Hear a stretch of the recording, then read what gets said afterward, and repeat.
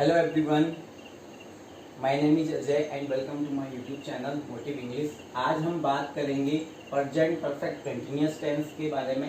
Present perfect continuous tense क्या होता है, क्या इसकी पहचान होती है, इसके बारे में इस वीडियो प्रेजेंटेशन में मैं आपको बताऊंगा। प्रेजेंट परफेक्ट कंटिन्यूअस का मतलब है कि कोई काम कुछ समय पहले से शुरू हुआ और अभी भी जारी है, यानी प्रेजेंट के साथ साथ परफेक्ट भी लगा हुआ है और कंटिन्यूअस भी लगा हुआ है, यानी कुछ काम तो पूरा हो चुका है लेकिन कुछ अभी भी जारी है वर्तमान में, उसे आप प्रेजेंट परफेक्ट कंटिन्यूअस टेंस कहते हैं। इनकी पहचान इन वाक्यों के अंत में रहा है, रही है, रहे है, रहा हूं आता है, जो कि प्रेजेंट कंटिन्यूअस में भी हमने देखा। लेकिन डिफरेंस ये होता है कि इसमें एक टाइम पीरियड होता है, एक समय अवधि होती है। कहने का मतलब ये है कि कोई भी कार्य कितने समय से चल रहा है, कितने घंटे से चल रहा है, कितने दिनों से चल रहा है, कितने महीने से चल रहा है, इस बारे में इसमें बात होती है। अब अंग्रेजी में आप सेंटेंस स्ट्रक्चर कैसे बनाएंगे? सब्जेक्ट हैव, हैज और बीन, यानी सब्जेक्ट के साथ हैव बीन और हैज बीन का इस्तेमाल होगा। वर्ब की आईएनजी फॉर्म इसमें इस्तेमाल होती है। उसके बाद ऑब्जेक्ट और फिर सिंस और फॉर का प्रयोग। सिंस और फॉर का प्रयोग होता है टाइम पीरियड के लिए। किसके लिए प्रयोग होगा? टाइम पीरियड के लिए। ये समय अवधि के लिए ही सिंस और फॉर का इस्तेमाल होता है, ठीक है ना। सिंस और फॉर का प्रयोग समय अवधि के लिए, कि कोई काम कितने समय के लिए चल रहा है या कितने समय से चल रहा है, कितना टाइम हो चुका है किसी काम को हुए। देखिए एग्जाम्पल के द्वारा समझते हैं। वह 2 घंटे से खेल रहा है, ठीक है ना। तो वह 2 घंटे से खेल रहा है तो क्या हो जाएगा? ही के साथ आप हैज बीन का इस्तेमाल करेंगे।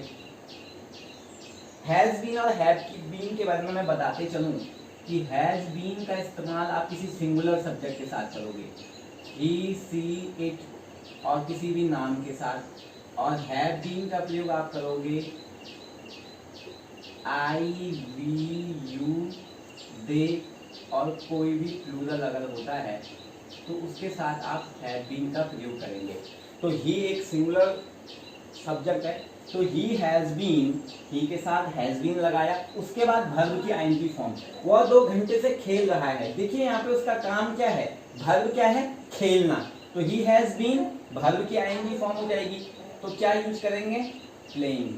ही हैज बीन प्लेइंग। उसके बाद वो खेल रहा है। यहाँ पे ये नहीं बताया गया है कि वो क्या खेल रहा है, क्रिकेट खेल रहा है, फुटबॉल खेल रहा है, तो ऑब्जेक्ट तो यहाँ पे है नहीं। होगा अगर सपोज दैट ऑब्जेक्ट आपको लिखना है तो he has been playing cricket या कुछ भी गेम का नाम आप लिख सकते हो। तो उसके बाद हमको सिंस और फॉर का प्रयोग करना है। अब देखिए 2 घंटे से खेलने के लिए हम किसका प्रयोग करेंगे? सिंस का प्रयोग करेंगे या फॉर का प्रयोग करेंगे? इसके लिए यहाँ पे मैंने बताया हुआ है आपको कि सिंस का प्रयोग आप करते हैं पॉइंट ऑफ टाइम के लिए। जो एक टाइम का पॉइंट होता है वहां पे आप सिंस का प्रयोग करोगे।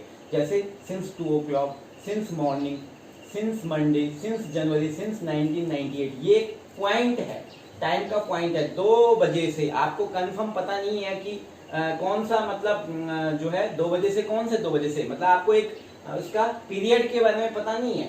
और फॉर का प्रयोग आप करते हैं पीरियड ऑफ टाइम, एक समय की अवधि के लिए। और सिंस का प्रयोग एग्जैक्ट पॉइंट के लिए, 2 घंटे के लिए, 15 दिनों के लिए, लंबे समय के लिए या 3 महीने के लिए, तो वहां पे 2 आवर्स का प्रयोग करेंगे। तो यहाँ पर आप देखिए कि वह 2 घंटे से खेल रहा है, उसका जो टाइम पीरियड है ना खेलने का, वो कितना है?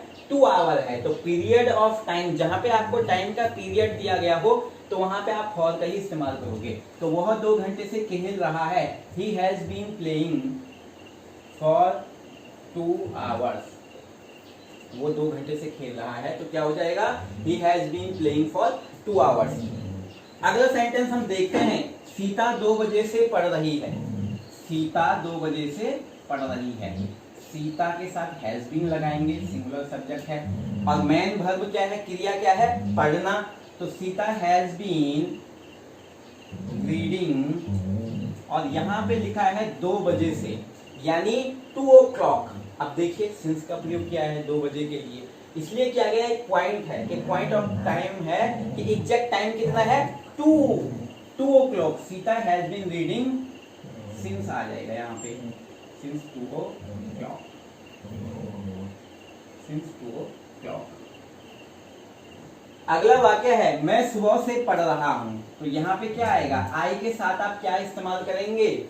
हैव बीन का इस्तेमाल होता है। आई हैव बीन, और पढ़ने के लिए क्या यूज करेंगे आप, रीडिंग कह सकते हैं या स्टडिंग भी कह सकते हैं, आई हैव बीन स्टडिंग, और सुबह से इसके लिए आप सिंस का प्रयोग करेंगे। यानी ये भी एक आपका पॉइंट है, सिंस मॉर्निंग, यानी एक पॉइंट है कि सुबह का टाइम है, एक वो पर्टिकुलर पॉइंट है, आप इस पर्टिकुलर टाइम से करते हो। पीरियड नहीं बताया गया कि सुबह का कितना पीरियड है, आवर नहीं बताया गया, एक पॉइंट बताया गया है। तो मैं सुबह से पढ़ रहा हूं, I have been reading since morning. अगला एग्जाम्पल है, राहुल 8 बजे से क्रिकेट खेल रहा है।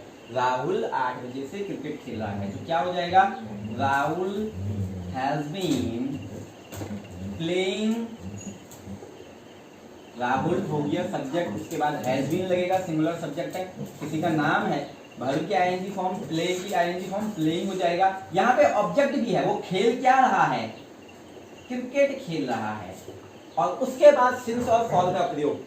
देखिए 8 बजे से वो क्रिकेट खेल रहा है, एक पॉइंट ऑफ टाइम बताया गया है कि 8 बजे से, तो सिंस जैसे यहाँ पे 2 o'clock है, तो 8 बजे के लिए क्या करेंगे, सिंस 8 o'clock,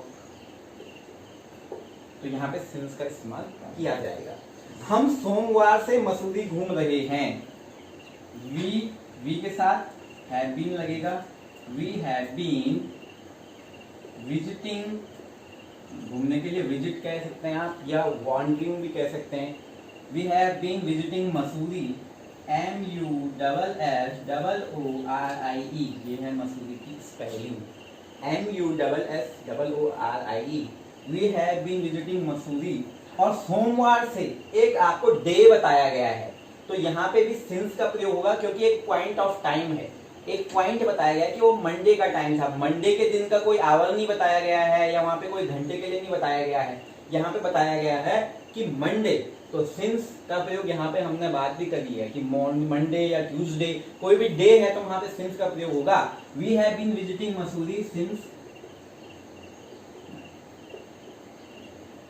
ये इसका आंसर हो गया, इसका ट्रांसलेशन हो गया।